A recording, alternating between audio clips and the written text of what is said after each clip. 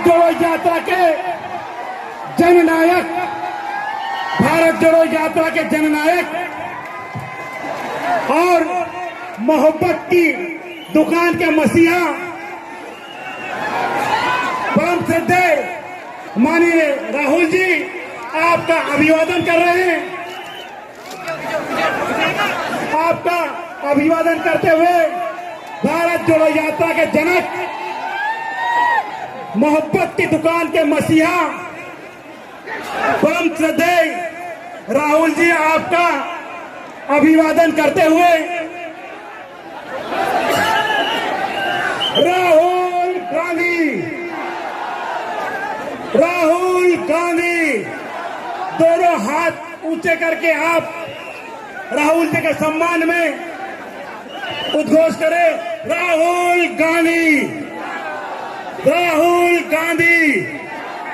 आज की आंधी, आज की आंधी, आज की आंधी।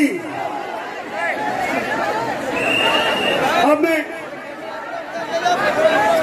आमंत्रित करता हूं सम्मान के लिए हमारे बड़वानी जिले के कांग्रेस पार्टी के परिवार के मुखिया, जिला अध्यक्ष सम्मानित वीरेंद्र जी दरबार, भाई बाला बच्चन जी, सतीन जोशी जी,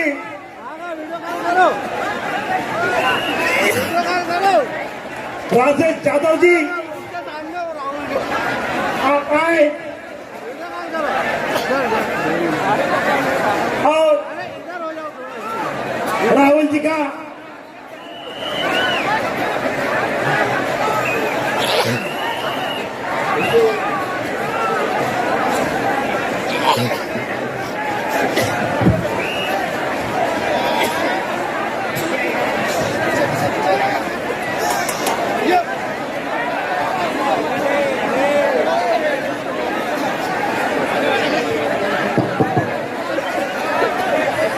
हेलो साथियों, हम आपको आदिवासी इसलिए कहलाते हैं क्योंकि आप जानते हैं कि सबसे पहले आप इस जमीन के मालिक थे और इस जमीन का हक, इस जमीन का अधिकार आपका है, आपका बनता है। और इसलिए हम पैसा कानून लाए, अधिकारी बिल लाए, आदिवासी बिल लाए, जमीन अधिकरण बिल लाए और आपके जो ग्राम सभाएं हैं उनको हमने शक्ति दी, पावर दी। बीजेपी आपको वनवासी कहती है, इसके पीछे उनकी सोच है। वनवासी का मतलब वो लोग जो जंगल में रहते हैं। पता नहीं आपने देखा या नहीं, बीजेपी का एक नेता एक आदिवासी युवा पर पेशाब कर रहा था, वीडियो वायरल हुआ, आपने देखा? आपने बीजेपी के किसी नेता को किसी जानवर पर पेशाब करते हुए देखा? नहीं देखा। जानवर पर पेशाब करते हुए नहीं देखा, मगर आदिवासी युवा पर पेशाब करते हुए देखा और वीडियो वायरल करता है। इतने बेशर्म है। इनकी सोच उस वीडियो में है। वो आपको वनवासी इसलिए कहते हैं क्योंकि वो चाहते हैं कि आप जंगल में रहो, जानवर जैसे जंगल में रहो। आप देख रहे हो आस्ते आस्ते जंगल कम होता जा रहा है। जंगल कम हो रहा है या ज्यादा? कम हो रहा है। जहां भी देखो जंगल कम होता जा रहा है।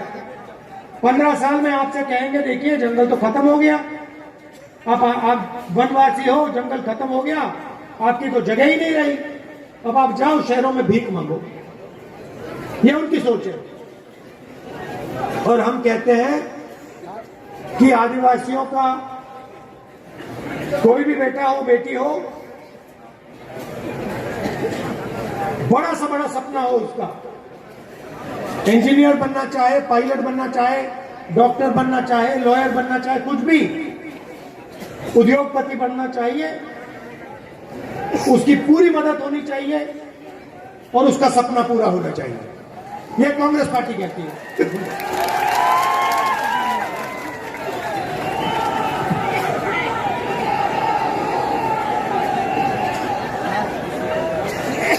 आपने सुना होगा, खासतौर से आदिवासियों से बीजेपी के नेता कहते हैं, देखो हिंदी पढ़ो, अंग्रेजी मत पढ़ना। अंग्रेजी नहीं पढ़नी चाहिए, हिंदुस्तान में अंग्रेजी नहीं फैलनी चाहिए। इसके पीछे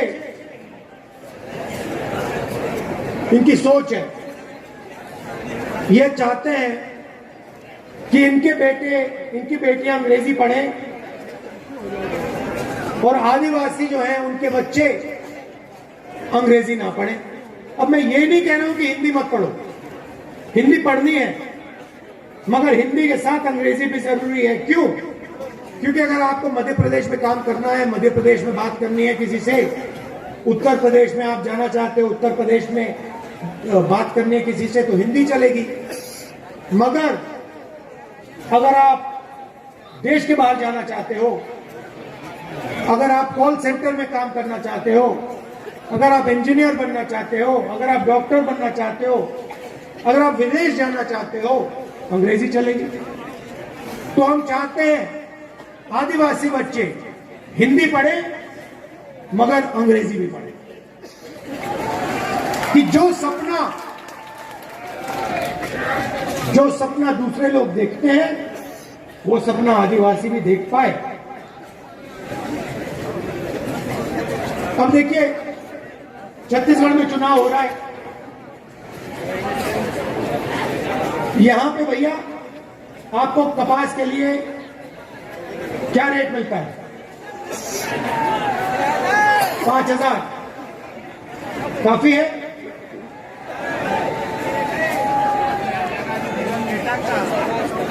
ये और देखिए, उदाहरण देता हूं आपको। छत्तीसगढ़ में हमने जाके वायदा किया कि कर्जा माफ होगा और धान के लिए 2,500 रुपए प्रति क्विंटल मिलेगा। छत्तीसगढ़ में हमने किया और हमने ये वायदा किया और पूरा कर दिया उसको जाके।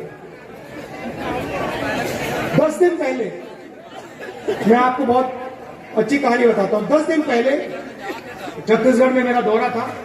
15 दिन पहले किसानों से बातचीत हुई। मैंने किसान से पूछा, भैया बताओ आपके खेत का दाम क्या है, मतलब खेत कितने का है? मुझे कहता है, राहुल जी मुझे दाम नहीं मालूम। मैंने कहा, भाई तुम्हें दाम कैसे नहीं मालूम, तुम्हारा खेत है? मुझे जवाब देता है, राहुल जी जब से छत्तीसगढ़ की सरकार ने हमें 2,500 रुपए प्रति क्विंटल धान के लिए दिया है, तब से यहां पे कोई किसान अपना खेत नहीं बेचना चाहता। मैं नहीं जानना चाहता कितने का है, क्योंकि मैं इसको कभी बेचूंगा ही नहीं, मेरा तो पैसा बन रहा है। पहले बीजेपी की सरकार थी, मैं कर्जे में था, सही रेट नहीं मिलता था, आत्महत्या की सोचता था। अब कांग्रेस पार्टी की सरकार है, मैं इस खेत को कभी नहीं बेचूंगा। मुझे आप सही दाम दे रहे हो छत्तीसगढ़ में, धान के लिए आज 3,200 रुपए मिलता है, गारंटी कम से कम 3,200 रुपए धान के लिए छत्तीसगढ़ में मिलता है। हुआ क्या? किसान के जेब में हमने पैसा डाला। अच्छा, वहां पे जो मजदूर हैं उनको 10,000 रुपए मिलता है, वहां पे जो आदिवासी है तेंदू पत्ता के लिए उनको 6,000 रुपए मिलता है एक बोरी के लिए, और 4,000 रुपए बोनस मिलता है हर साल। तो जो हमने किसानों के लिए छत्तीसगढ़ में किया, वही हम मध्य प्रदेश में करना चाहते हैं। क्यों? अगर किसान और मजदूर के जेब में पैसा है तो गांव में, कस्बों में उस पैसे को खर्च करेगा और छोटे दुकानदारों के पास जाकर छोटे दुकानदारों से चीज खरीदेगा। तो क्या होगा? अगर किसान के जेब में पैसा जाएगा, मजदूर के जेब में पैसा जाएगा, तो छोटे दुकानदार के पास भी पैसा जाएगा और पूरी की पूरी अर्थव्यवस्था चालू हो जाएगी।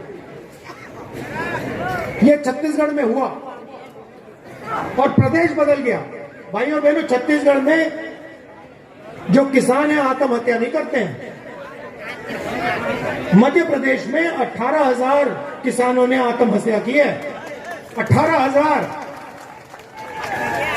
जब से कांग्रेस पार्टी की सरकार आई है, किसान आत्महत्या नहीं कर रहे हैं। यह जरूर है कि बड़े बड़े उद्योगपति इतने खुश नहीं है, वो थोड़े टेंशन में है।